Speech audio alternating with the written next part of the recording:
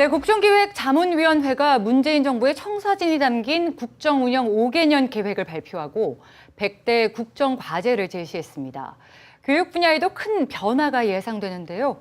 이동현 기자와 자세한 내용 알아보겠습니다. 어서 오시죠. 네.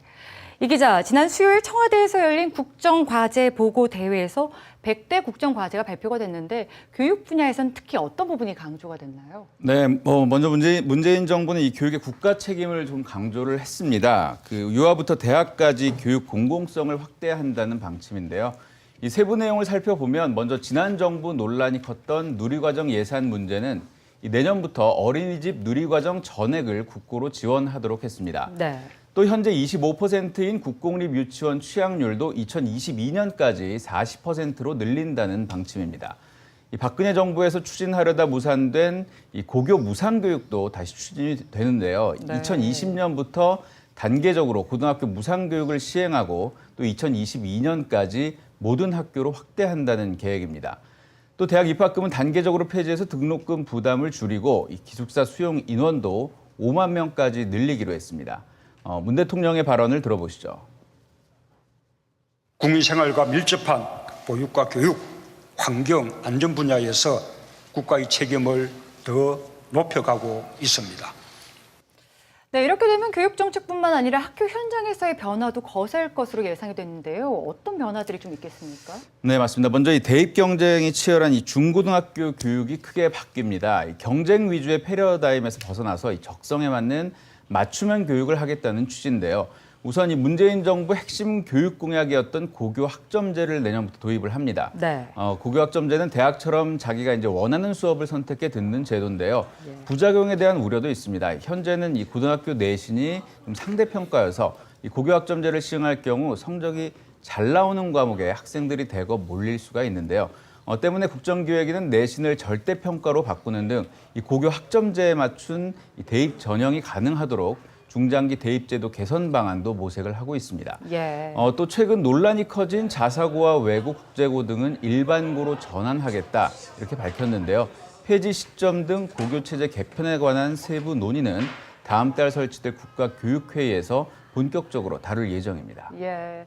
학교 현장의 변화와 함께 학부모님들이 가장 관심을 갖는 사안이죠. 대학 입시 제도, 이건 또 어떻게 바뀌게 될까요? 네, 먼저 이 2021년부터 수능을 절대평가로 전환을 해서 이 학생부 전형 위주로 입시를 운영한다는 방침입니다. 이렇게 되면 학교 교육이 중심이 되고 이 수능은 자격고사 기능을 하게 되는데요. 이를 통해 복잡한 대입 전형을 단순화하겠다는 겁니다. 또 대학 입시에서는 이 출신 고등학교를 드러내지 않는 고교 블라인드 면접이 도입이 되는데요.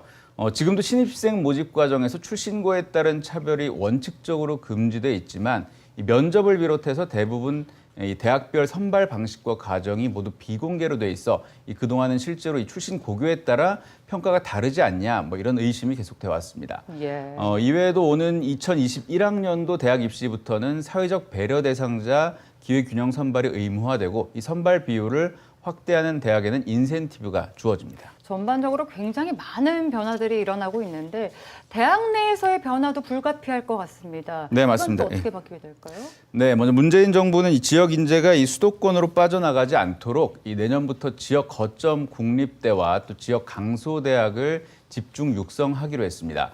또 30개 사립대에 국고를 지원하는 등 이 공영형 사립대를 2019년부터 시작을 해서 단계적으로 키워갈 방침입니다. 김현명 국정기획자문위원회 사회분과위원장 발언 들어보시죠. 지방에 있는 거점 국립대 지원을 더 늘리고 공영형 사립대학 모형을 개발하여 고등교육의 경쟁력을 높이겠습니다. 네, 이외에도 전문대학은 이 직업교육의 산실이 될 수 있도록 지원을 계속 확대하고 이 직업교육 마스터 플랜을 구축해서 직업교육의 국가 책임도 높일 방침입니다. 예, 알겠습니다. 자, 이제 교육정책의 변화뿐만이 아니라 어제에 이어서 오늘도 청와대에서 열린 국가재정전략회의에서 저출산 대책 역시 논의가 됐다죠?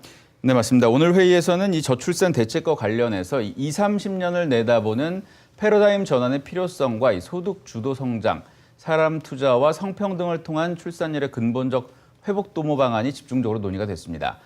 권덕철 복지부 차관은 발제를 통해서 이 출산과 양육에 대해 국가가 책임을 지고 성평등과 교육개혁 등을 함께 봐야 한다면서 아동학대 근절과 보호대책도 필요하다 이렇게 제안을 했습니다.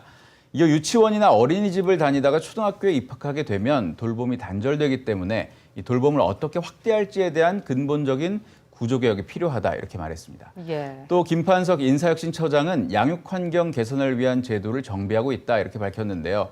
먼저 배우자 출산 휴가를 5일에서 10일로 늘리는 것을 좀 검토하고 있고 육아휴직 수당은 월급의 지금 40% 수준인데 첫 3개월은 80%까지 인상하는 방안을 협의하고 있다 이렇게 말했습니다.